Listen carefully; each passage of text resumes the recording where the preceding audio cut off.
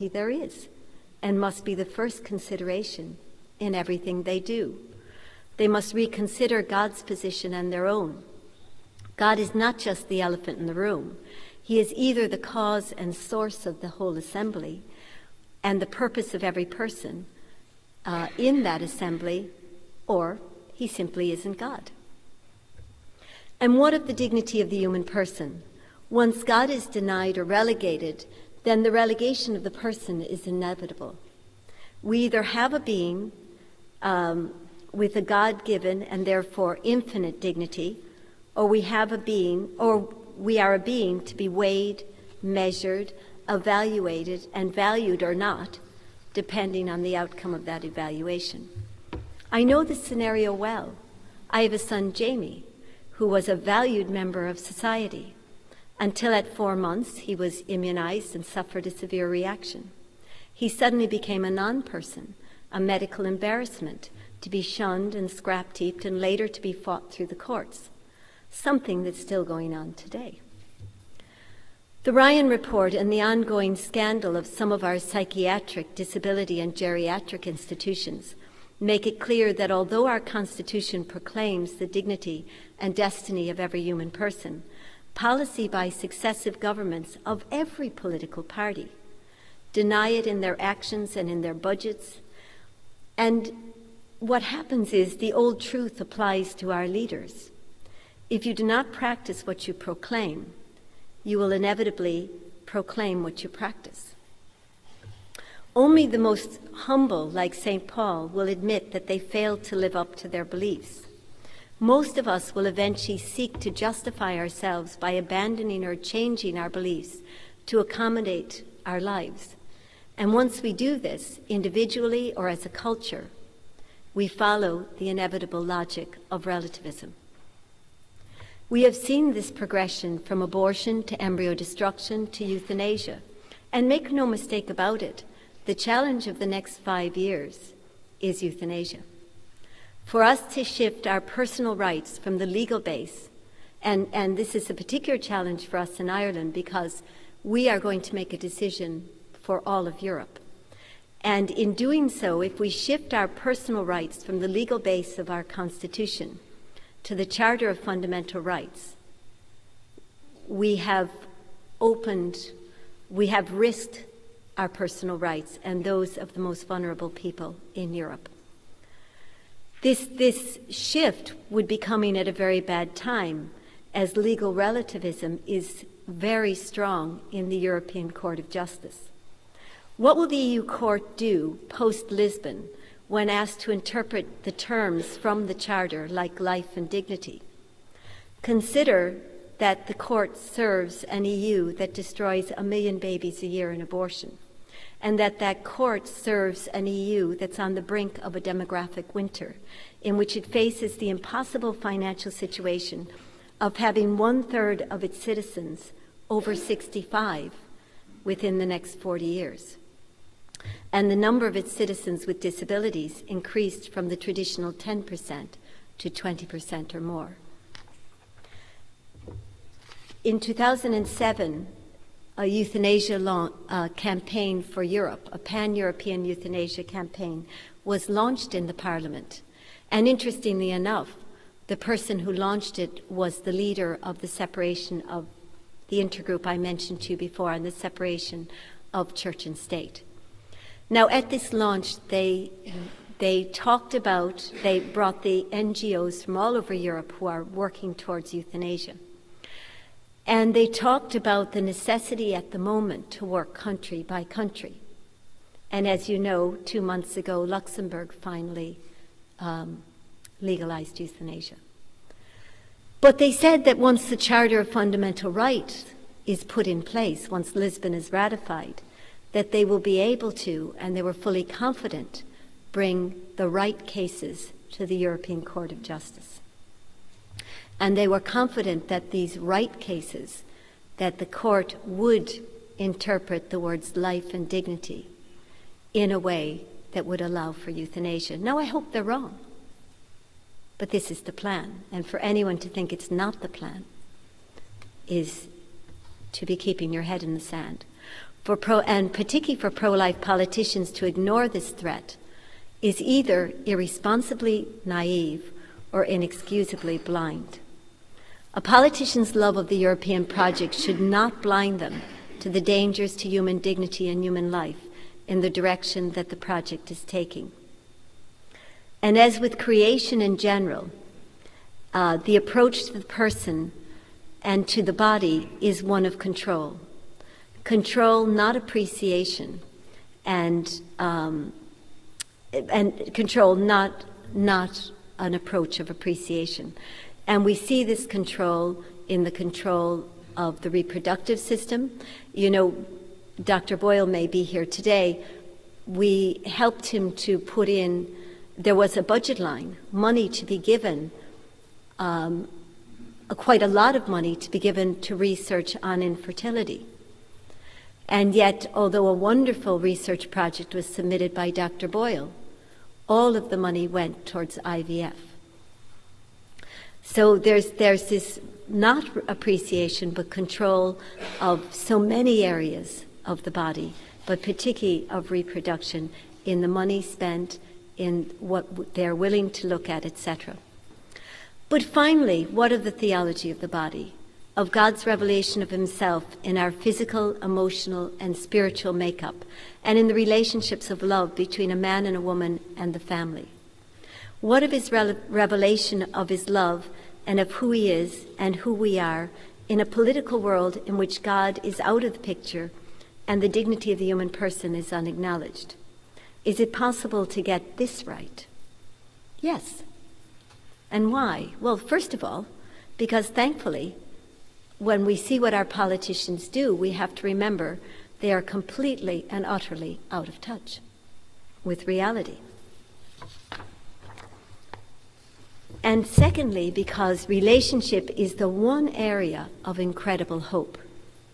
This love, though the truth of its source and nature is often misunderstood, it is still and will remain the one point of continual fascination for our culture. It's in every song, it's in every publication, it's in every piece of art. And therefore, it's the one point I see of opportunity for God's love to shine through, even in the most mechanized, stilted, and jaded cultural framework. This love between men and women, and the love between them and their children, of the children that result, touches even the most unreflective, media-dominated public. It's the one area of people's life that they most want to get right. And it's the one area, when they get it wrong, that brings them up to reality and makes them think.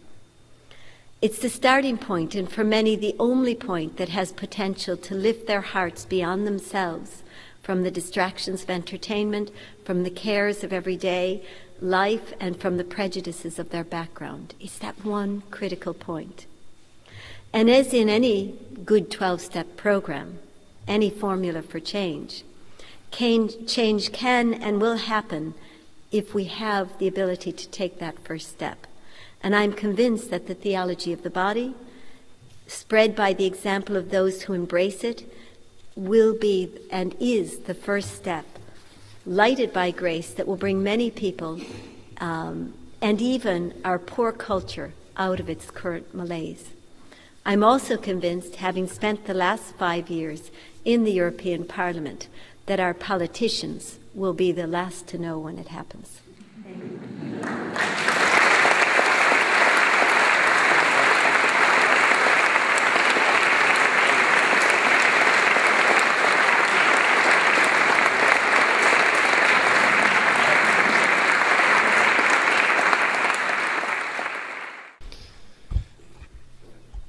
Thank you, Kathy, for sharing so much about your work and exactly what's happening in the European Union, the European Parliament, alerting us to the problems that are there and making us conscious of the role that we have to play in doing our part.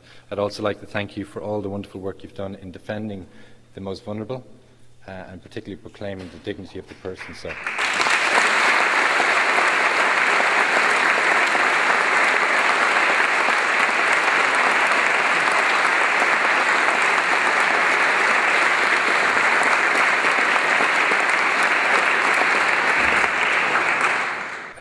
We just have some time, because Kathy is unable to be with us later on for the questions and answer session that we have. We do have some time before a coffee break, so we are going to just use the time that's available now to allow some questions, and Kathy is happy to take them. So just bear with us 1 second so we can see if we can get a microphone to go out to the floor. I love questions, because by the time I speak, I know what I'm going to say, so it's not quite as interesting as questions. If you can stand up, if we can hear you, project Is there still, we're not Irish or American, but are there any voices in Irish politics that are defending the culture of life for Ireland and Europe?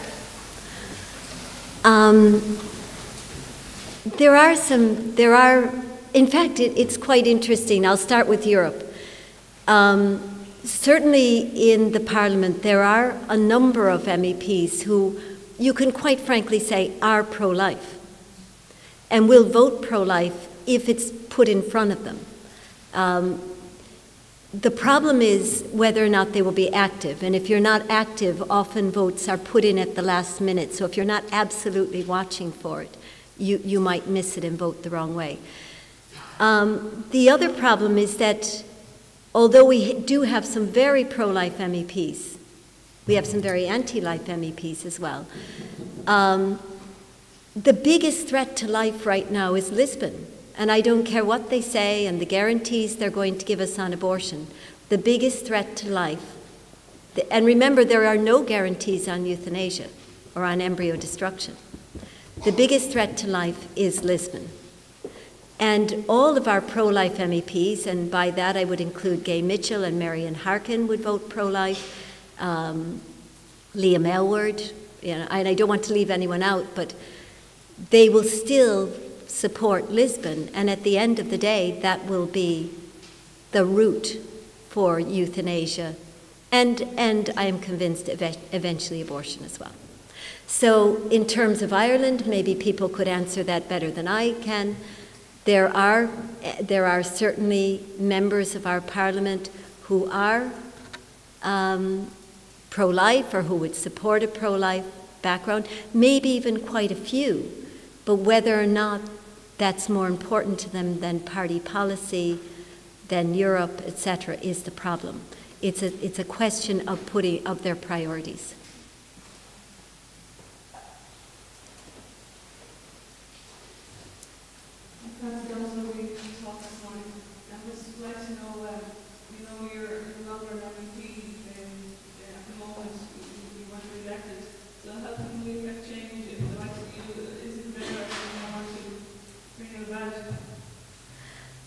Well,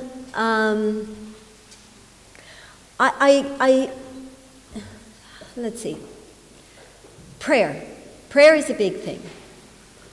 Living the theology of the body is a big thing, because what is really bringing people to it is when quite often people change when they've made a mess of it, which inevitably happens. And then they start looking around to see who's made a success of it, or why is that a happy home? Why do those children look happy? Why this, why that? So really the witness in your own life is the biggest changer. In terms of politics, again, I have always just voted pro-life. Someone might have a better policy on shipping or on whatever. But I will still vote pro-life, and it's important to do that because it's what I was saying about God. If there is a God, which of course there is a God, but I'm saying this is what you should ask yourself, then if he is God, then that's by far the most important reality. And so when you're voting, you have to take that into account. So I think your own example, your own prayers, definitely keeping pressure on your politicians.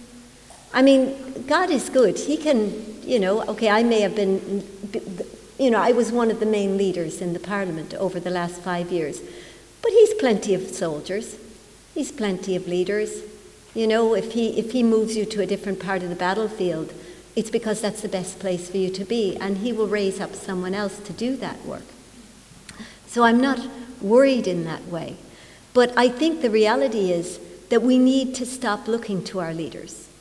We need to do it for ourselves. We need to move on. And one of the big problems in Ireland, and I know half of you aren't Irish, but one of the big problems in Ireland is we still think our leaders are going to fix it for us. We still think they're going to be the change. And it's a little bit like Dorothy and the Wizard of Oz. We have to get back to the point where we realize we're the change. And we either be that change or it's not going to happen, because I can absolutely guarantee you the nature of politics is to corrupt those who go into it, in that the vote becomes far more important and the money to get the vote becomes far more important than what you actually stand for, no matter how strongly you felt you held those things before you did it. And if I had bought into that, I would be MEP today, but I couldn't do that. So you be the change. And, you know, there are things happening. Let me give you one example. There are things going to happen so out of this field of the theology of the body, which are exactly in the theology of the body. And I'll give you one example. I've done a lot of work about an epidemic we have in disability called the autism epidemic. And I got a whole project started in Europe. We've completed it. We're now on to phase 2, and it's quite exciting. But what we've discovered is that thousands, millions of children are becoming disabled who, say, 50 years ago would have been able to lead normal lives. We've done something, and we're trying to figure out what we have done that is disabling all these children. Now, the interesting thing is, one of the few founding, you know, I certainly, in my own child's case, very clearly an immunization caused his path to